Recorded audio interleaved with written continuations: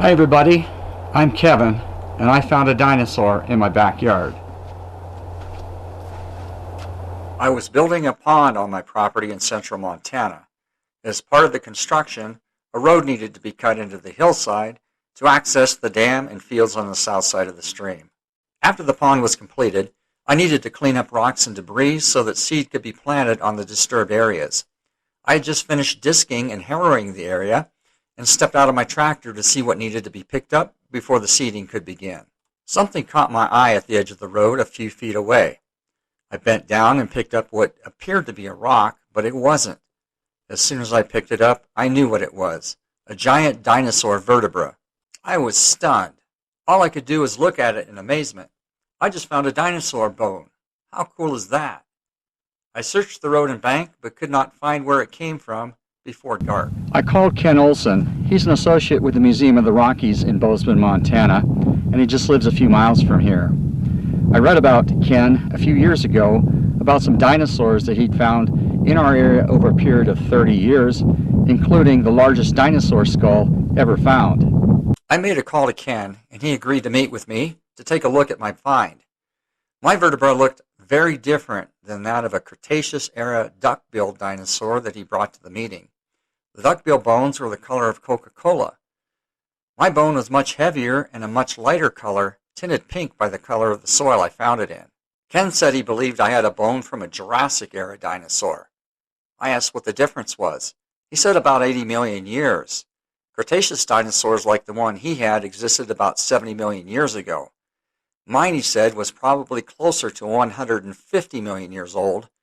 Iconic Jurassic dinosaurs included sauropods, the largest dinosaurs that ever lived. Ken agreed to come to my place the next day to help me look for more of the dinosaur. There was a gold layer that I'd never seen anything like in the more than 15 years I owned the property. I'd never seen anything like it anywhere in Montana in 40 years, and there were clumps of gray and red mixed in with it. I wondered if this could be the layer that more bones were in. It really stood out against the red and purple layers in the cut. I learned that the Morrison layer in the Jurassic era had layers in almost every color of the rainbow. We didn't find another piece that day, despite my dogs helping to look. I would continue to search after every rain for more clues as the dust washed down the hillside. Ken went on to tell me that in 30 years of looking for fossils in our area, he'd only seen 2 or 3 examples from the Jurassic area. I researched online and found out there had only been 3 or 4 locations in Montana where Jurassic fossils had been found since the 1880s. I cleaned the vertebra with a pocket knife to see more detail while I figured out my next step. I decided to contact the Museum of the Rockies in Bozeman, Montana to see what they thought. I emailed a picture of my vertebra to Scott Williams at the museum because I saw in his profile that he had worked on excavating dinosaurs and fossils from the Jurassic formation known as the Morrison layer. A few days later, I made the trip to Bozeman with my find. Scott and Dr. John Scannella, the curator of paleontology at the Museum of the Rockies, met me at the door.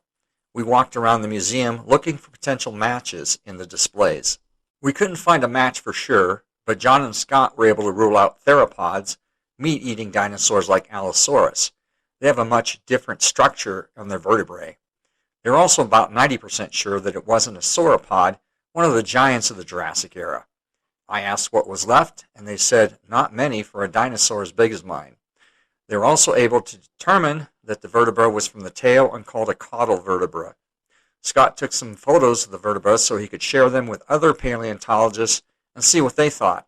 After we were done, I toured the museum's world-class displays and wondered just how rare my dinosaur might be.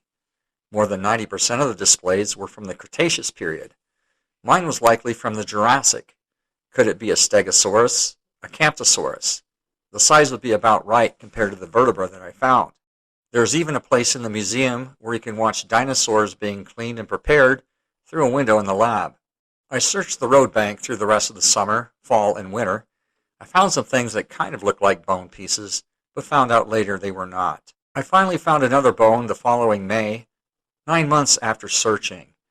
Rain had washed soil down the bank and exposed it. I had found the bedding layer for a dinosaur 300 feet from my back door. It was obvious that there could be a lot of dinosaur there with so many vertebrae close together. After another week of rain, More bones began to appear. I let the museum know that I'd found more bones. They suggested that I call Carrie Woodruff, the curator at the Great Plains Museum in Malta, Montana. I learned that he's an expert in sauropods from the Jurassic era. Carrie was happy to come and take a look. Carrie studied the bones at the site and determined that they did not belong to a sauropod dinosaur. That left Stegosaurus and Camptosaurus as the most likely species. Carrie pointed to the vertebrae that were exposed and said that while it wasn't a sauropod, it was from a pretty large dinosaur. Carrie walked up the hill and looked at some exposed sandstone layers for clues. He checked to see if there was a marine layer with sea organisms in the rock.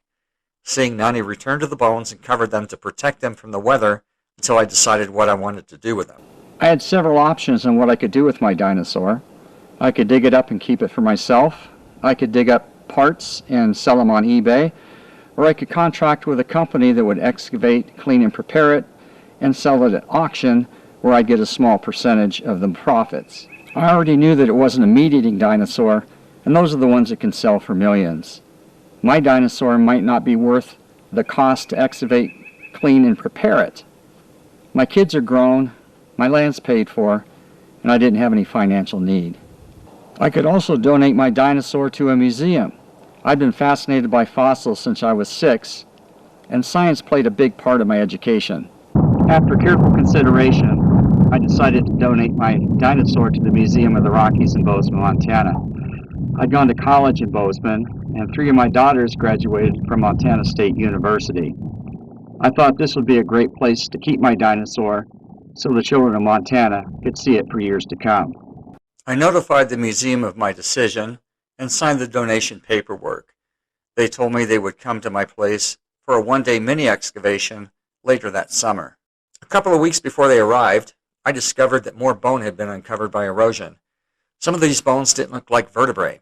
It seemed like there was a new bone every few inches, and I found some bone fragments. These are possibly 150 million year old bones. The last T-Rex died 66 million years ago. The museum crew arrived and got to work. The team began removing soil around the bones and brushing dust off of them. A 1-meter grid square was used so that the bone locations could be drawn on the quarry map to show what went where, along with the distances between them. Levi, on the left in the blue, uncovered what appeared to be a rib. The amount of bones so close together could be a sign that a lot more of the dinosaur was there and not scattered around. Levi was able to uncover a rib-looking bone back to and underneath the sandstone layer. This is what's known as a cap rock covering the fossils. This was also another good sign that a lot of the dinosaur could be there and also protected by the rock. Dr. John Scannella and Levi attempted to uncover the rest of the rib so they could try and take that back, but the sandstone layer was too thick to safely break at that time. The museum removed 3 vertebrae to take back to the lab for study. The rest was covered by a layer of paper towels, aluminum foil, and burlap soaked in plaster to protect the bones until the next excavation. Several months later, I visited the lab at the Museum of the Rockies to see the cleaned and prepared vertebrae. The one on the far right side is the first one I found. The Museum of the Rockies will return next time with a full crew for a week of major excavation. Let's find out what kind of dinosaur this is and how big it is. I want to make it very clear.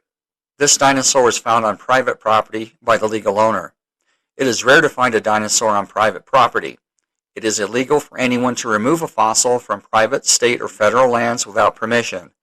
You will not get permission to remove a dinosaur fossil from state or federal property as a private individual. If you remove a fossil, you can be charged with up to felony theft. Just search dinosaur theft online. Most dinosaurs in the United States are found on state or federal property, especially the Federal Bureau of Land Management and Bureau of Reclamation in the West, but can also be found on U.S. Forest Service and U.S. Fish and Wildlife Service land. Museums must obtain a permit to search for and excavate fossils on public land. If you find what you think is part of the dinosaur, take a picture and GPS location and send those to the department's antiquity managers or your local museum. Do not take it home. There are web links to the 2 museums mentioned during this video in the description below. Both are part of the Montana Dinosaur Trail, with museums at 14 locations in the heart of Montana Dinosaur. The Great Plains Dinosaur Museum is located in Malta, Montana, It is the home to Leonardo, a mummified dinosaur that is listed in the Guinness Book of World Records as the most detailed and complete mummified dinosaur ever discovered. The Museum of the Rockies in Bozeman, Montana, houses the largest collection of dinosaur remains in the United States and possesses the largest Tyrannosaurus skull ever discovered. The Museum of the Rockies is the #1 indoors attraction in Montana. It also now owns the dinosaur I found in my backyard. Be sure to join me on the next episode of Backyard Dinosaur by subscribing to the Wildlife Channel and turn on the notifications by ringing the bell.